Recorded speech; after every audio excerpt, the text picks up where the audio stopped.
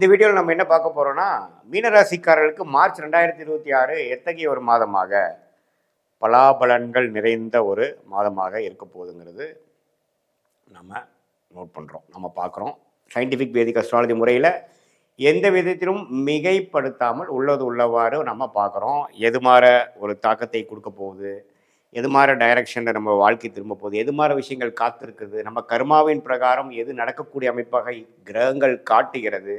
ஆண்டு கிரகமாகிய குரு, சனி, ராகு, கேது எப்படி இருக்கிறார், மாத கிரகமாகிய செவ்வாய், சூரியன், சுக்கிரன், புதன் இந்த மாதிரி ஒரு தாக்கத்தை கொடுக்கக்கூடிய அமைப்பு மீனராசிக்காரர்களுக்கு இருக்க போகுதுன்ட்டு நம்ம இந்த வீடியோவில் பார்க்க போகிறோம்.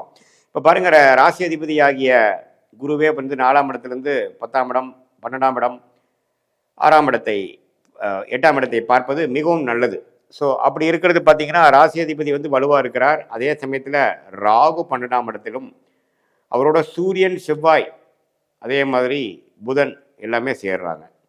இது வந்து கொஞ்சம் பார்க்கக்கூடிய அமைப்பு. சனி ராசிக்குள்ளேயே இருந்து ஜென்ம சனியால் பாதிக்கப்பட்ட மீன ராசியாக இருக்கீங்க. ஸோ ஒரு பக்கம் ஜென்ம சனி போயிட்டு இருக்கு, ஒரு பக்கம் 12ல் ராகுல ராஜோகாதிபதி செவ்வாய், சூரியன்லாம் சேர்றாங்க.